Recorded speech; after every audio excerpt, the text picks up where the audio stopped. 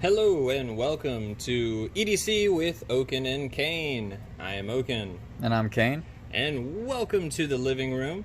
Today a much overdue video is the my Oaken and Kane's collection of Spydercos. This is the part 2.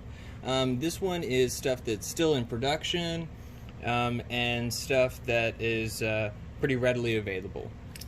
First part, we did some exclusives, some sprint runs, as well as some discontinued models.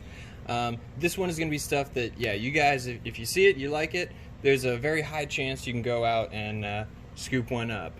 Might be out of stock at some places, but it's coming right back. I think there's only like maybe one. We'll run into that. But yeah, let's go ahead and get started. We're gonna go with we're gonna go with the classic. We'll start with the kind of a classic, the Spyderco PM2. Now this one is in S110V, so a real. I mean, it is an alloy that has a ton of stuff in it. I think like 2.9% carbon. Like 15% chromium, silicone, niobium maybe. I think I'm actually wrong on that, but it's just packed full of a little bit of everything. And definitely a great steel for edge retention. But yeah, you do run into a little bit of chippiness, which is kind of common on some of these real hard steels that maybe aren't as tough. But yeah. Did you refinish this blade? Sort of like a mirror finish. Yes, and it needs another. It needs another sharpening for sure, because there's some tiny little chips on the edge there. But yeah, dropped it down to 15 degrees per side, and yeah, it held out for a very long time. This guy was my work knife for like 2 or so years, so it's been dropped, beaten. It's seen it all. Alright, so what's next? Next we'll go with another pretty classic model. I guess we'll stick with some of the American stuff first. And so this is a classic model that I did kind of destroy. So, you know, please everybody make sure you're seated for this. So back when I was heavily into modding stuff, I wanted to thin this guy out in the pocket. So I kind of did that dip. Also gave me a nice spot for finger up on top for utility cuts. And yeah, because you can't take it apart, when I did the acid wash, it's terrible, guys. It's terrible. So I'm gonna close it and set it on the couch and hide that mistake. But the good old Manix 2 lightweight in BD1, and that's not FRN but FRCP, fiberglass Fiberglass reinforced glass polymer. I don't know. It's a random abbreviation of letters creating a essentially a little bit different fancy plastic. But really great one. Has the ball bearing lock, the wire clip, not the deep carry clip, but just the wire clip, which it's one of the few models that has that style of wire clip. But great knife, really used that for a long time. Super lightweight, super ergonomic. Really have to give kudos to the Manix series. I think Eric Glesser is the one who designed the Manix series. Superbly comfortable. Great knife. Next for American made, we have a new one to us, relatively new to the knife world. The Spyderco Para 3 lightweight. You know, all in all, I think it was a pretty smart move from them to kind of give the lightweight treatment, something they've done on a lot of their models, to a really classic model. I also like that they tried something a little bit new with BD1 in steel, something a little bit different, steel with some added nitrogen, and oh, fail. I really like it. I also like that they fixed the clip problem by realizing that more people like pocket clips than lanyard holes, and so they got the placement right on this guy. Next, for American made, is designed by Michael Janik, or Janich. Oh my gosh. the Yojimbo 2. Now, one of my dream Spydercos is the old Yojimbo 1. It was just the right kind of ugly, is the best way to say it. I loved that one. But love this guy. Got this secondhand. Love right where your thumb goes right there. Super good grip on this. Really do like this guy, and then has that nice compression lock as well. So really like that guy. And that is it for American-made Spyderco. So we're gonna shuffle these guys out of the way and bring out our next line of contestants. So next we're gonna go with some smaller options that are gonna sit in for the rest of the video, and that is the Spyderco Bug.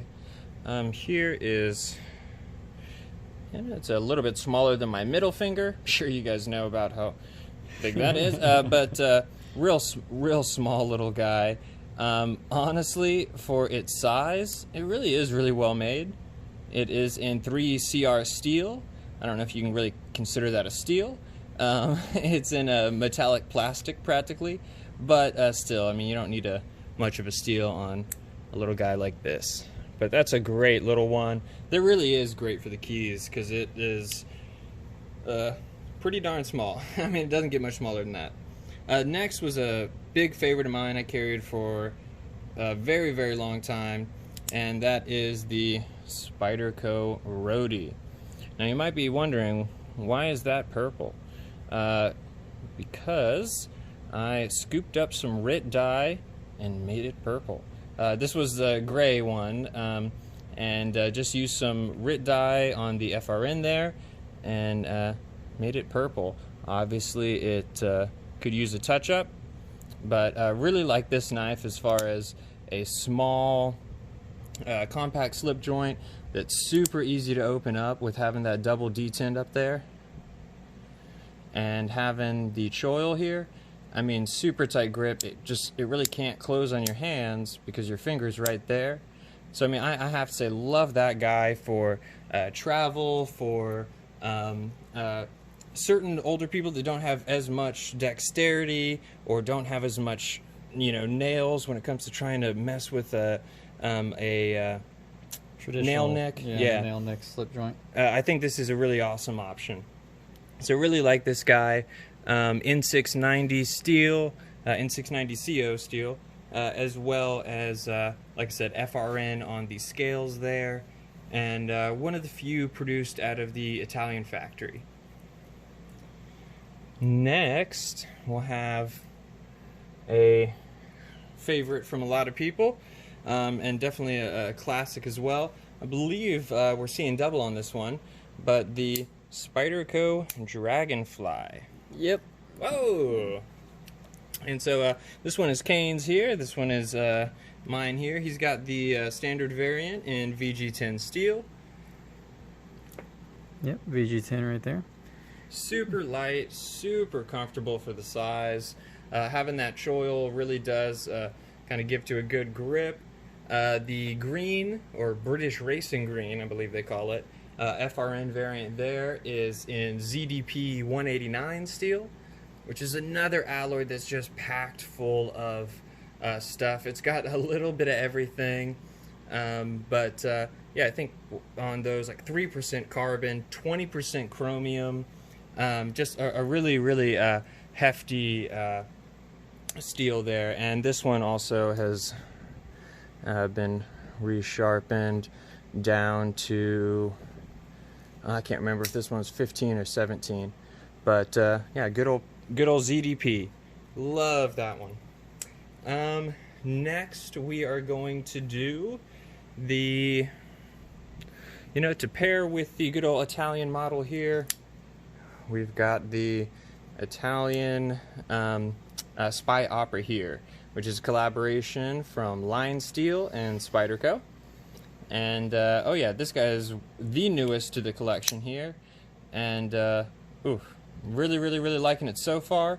There's a couple things that'll get brought up in the review. You'll have to wait to see that. But another great little model that is relatively small, like some of these, but still maybe a little bit more capable than some of your under 3-inch blades, or under 2.5-inch. So we do another backlock since. Oh yeah, hey, yeah. Oh yeah. So this is sort of a Spyderco. It's a bird.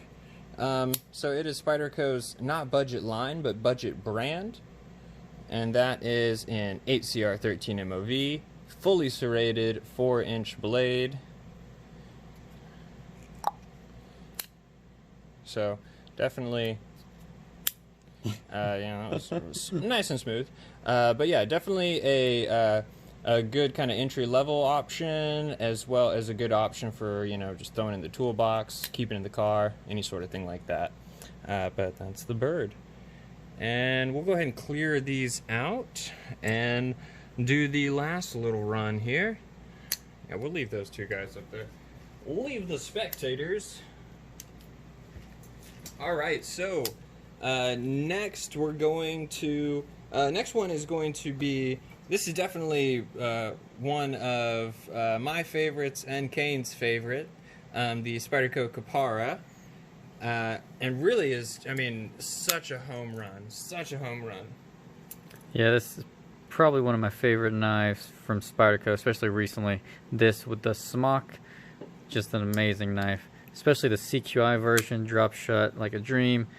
Beautiful contoured carbon fiber handles, deep carry wire pocket clip. Man, this is just a fantastic knife. Yeah, definitely a home run from Spyderco there. And then that'll bring us to our next home run, the smock. This is the standard variant. I do have the second detent removed, so it is, ridiculously smooth. Absolutely love that one. Oh yeah, and not sure if we mentioned, this is designed by Alistair Phillips, and this by Kevin Smock. I really hope Spyderco comes out with more button compression locks, because it is hard to beat this. The strength of a compression lock, yet the ease of a button. You don't have to try to deal with a compression lock in the back here. I just love that design. Oh yeah. Definitely super fidgety, but you're not sacrificing any sort of strength or anything for it. It still is just such a great one. And next we've got the Sage 5.